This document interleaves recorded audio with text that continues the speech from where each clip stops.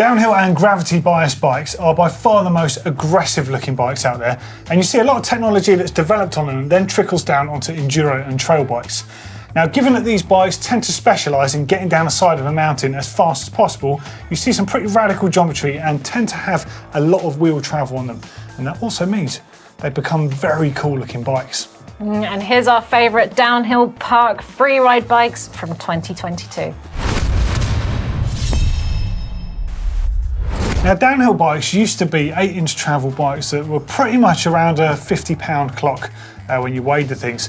Now, they were extremely heavy to throw around, but over the years, they've slimmed down dramatically, and actually, in terms of weight, they're very close to the modern enduro bike. Yeah, these days you can smash out DH runs all day and still be able to pedal the things up if you really wanted to. In fact, some of the bikes in our categories this year, you can run single crown and dual crown forks on them because that's how versatile bikes have become these days. So stay tuned, here are our favourites. Okay, so first up, the Antidote DARKMATTER. Now, I've got to confess, I didn't really know too much about Antidote bikes. It was Steve Jones over on GMBN that just kept pushing me to check out the bikes.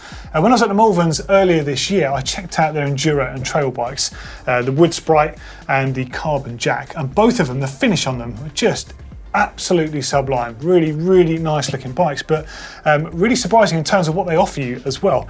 But the DARKMATTER, the downhill bike, Steve ranked that as one of his all-time greatest downhill bikes, at least before he sort of had this weird love affair of e-bikes. Anyway, now here it is on screen. Just look at the thing. It just looks absolutely incredible. It looks futuristic, it looks gnarly, it looks angry. It looks everything like a big downhill bike should look like in my eyes. Beautiful finish on it. Now, it's made from monocoque carbon, but also Vectron composite in with that. Now, it's supposed to be immensely strong and robust, as well as having a beautiful finish. Now, you can run it 29-inch or you can run it with a mullet style setup, and the wheel travel differs slightly between them. So with the mullet setup, so the 27.5-inch rear wheel offers 200mm travel, with the 29-inch wheel offers 190. So it just tunes it, gives you a bit more advantage if you choose to have the smaller rear wheel there. A high pivot design with an idler wheel. It's got a split pivot on there, and it's got a low rocker driving that low mounted shock through a pierced seat tube there. Really nice looking piece of design. It's got a super progressive ramp up on that suspension platform there, and it's designed to be ridden absolutely flat out hard into and through stuff. Like, this is a proper downhill race bike. By all means, yeah, you could go and enjoy one at the weekend, but this is a bike that wants to be thrashed.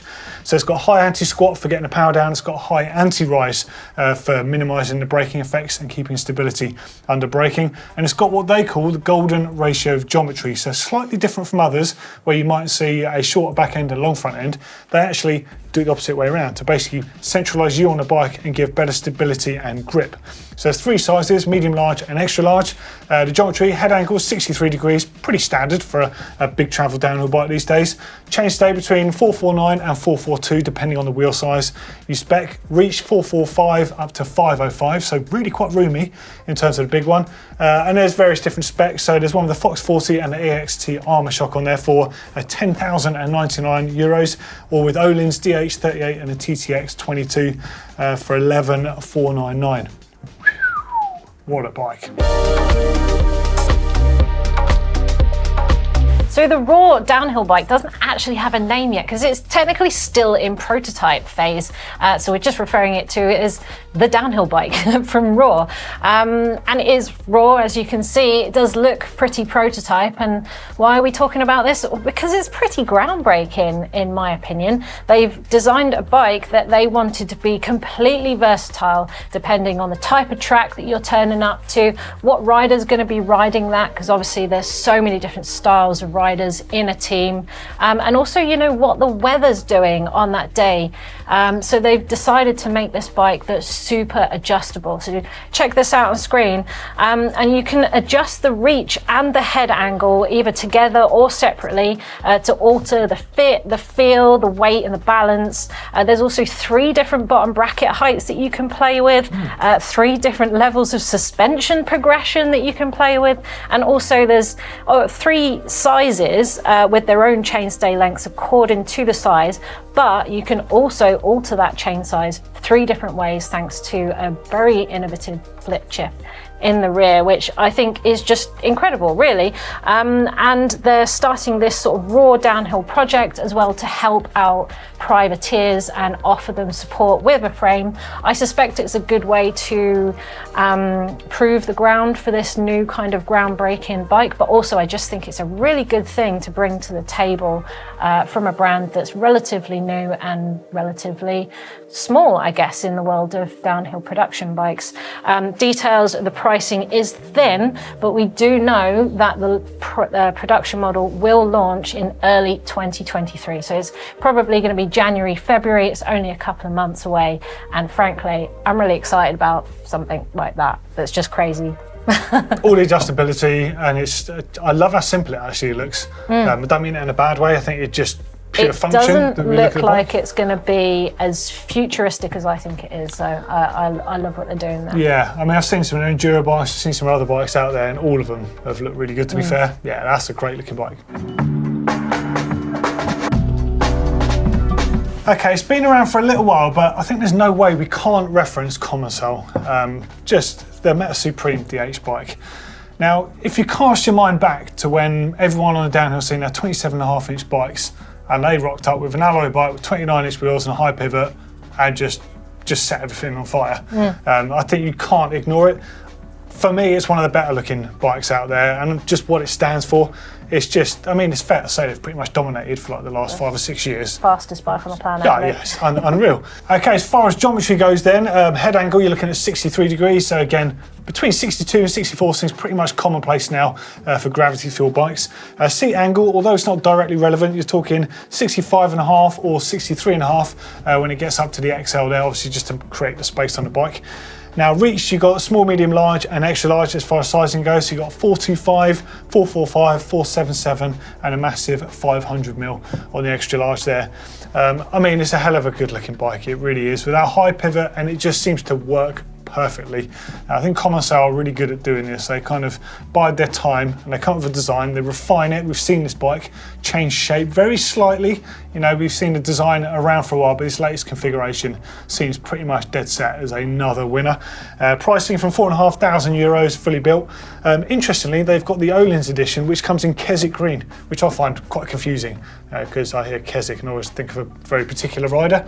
But I guess Keswick is quite a green place. In the northern of the So, UK, yeah, but the Öhlins edition one in that Keswick green, that for me is just a beautiful looking bike. Also, I should probably acknowledge the fact that Brett Reeder, his winning Rampage bike was the Supreme FRS, and it gained a flip chip on the axles there and a prototype linkage so you could run a 26-inch rear wheel on the bike. So could that be a little bit of a clue of what's to come in Freeride? I know we've seen kind of the mullet style setup in Freeride with smaller wheels before for jumps and stuff, but interesting. Well, half the Rampage field were on 26-inch rears, so is that going to mean that we're going to call that into the market for 26 the Freeride ain't world? dead just yet, is it? Annoyingly.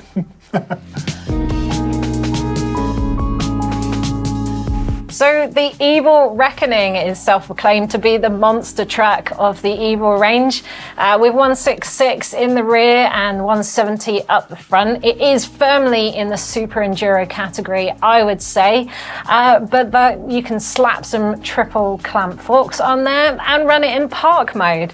And I just think that's a great idea for anyone who wants more of a versatile freeride bike. You also got the universal derailleur hanger in there. You got some more integrated trunnion mounts for the spacers, and you also got a sag window, and all of the bearings are now have a lifetime of free replacement, which is just no bad thing in this day and age. Geometry has a head angle of 65.2 degrees, a seat angle of 77. Reach ranges from 445 with the small up to 502 on the extra large. And if you follow the Black Collar Racing Collective, you'll know that it is pretty much all about Scandi flicks, whips, and wheelies. And if big 29er wheels don't do it for you in the freeride world, then check out the little brother, the Evil Insurgent, which, as you can see, was ran in park mode with those triple clamp forks by Kurt Sorgi with his fancy beach life paint job at Rampage recently, proving that these aren't just enduro bikes. These can do a heck of a lot more if you just swap out the forks, and I love them. And the last one is something that's ridiculously versatile. I think there's so much you could do with this. So the Canyon Torque, it's always been known as a bit of a park style bike, but not quite as much as the current edition is. This is it on screen, right? So the good thing about this is it's up to 180mm travel. You can have 29-inch models, you can have 27.5-inch models, or you can have mixed wheel size models. You can have twin crown forks, or you can have single crown forks on it. So it's just about every sort of possible configuration you could imagine. You could have like a mini downhill bike, or you could have that bar spin friendly, almost like a big trail bike, like bonkers what you can do with it. So in terms of geometry on the bike here, so it's got 175mm travel out back, head angle 63.5 in the low mode, 64 in the high mode, so you've got a flip chip there to change your geometry. Seat angle 77.5 degrees, reach between the small and the extra large, you're looking at 440 at the small end, 515 at the big end, so pretty much the same as the Spectral and the Spectral 125. In fact, very similar outline in terms of visibility, the way it looks as well, beautiful looking bike. There's the Mullet Edition, spec by Fabio Vibna as well, which, you know, some people are saying, wow, that looks pretty nice, but whatever, you know. I love it. Do you? Oh, is that your thing? It's very I like the clean same side looking. wheels. Whatever, call me boring. But you can get it in alloy, you can get it carbon as well. Probably should have said that at the beginning. I just think the sheer amount of different configurations you can have this bike in genuinely means there is something for everyone as far as a big travel bike goes. I'd say it's probably one of the most versatile options out there in the market. If you want a big travel bike, you don't quite want to be limited by what you can do in it. Something like this actually makes a lot of sense. Beautiful looking bike. And as far as pricing goes, well, the good thing is they start in pound sterling, by the way, at $2,799 for the alloy model. And that comes with Shimano Deal 12-speed RockShox Zeb Select on there, and a choice of Raww or a pretty wild paint job as well. I mean, for that price, unreal. Yeah, no, unreal. The bike you can absolutely treat horrendously all day long, and it's going to laugh it off. $3 grand for a full bike. Well, it's not even a budget, you know. No, it's just a banger of a bike. And I think Lemoyne is that wild turquoise and pink paint job. If you've seen it, you can't miss it. Sounds like Blake's sort of cup of tea, doesn't it? Yeah.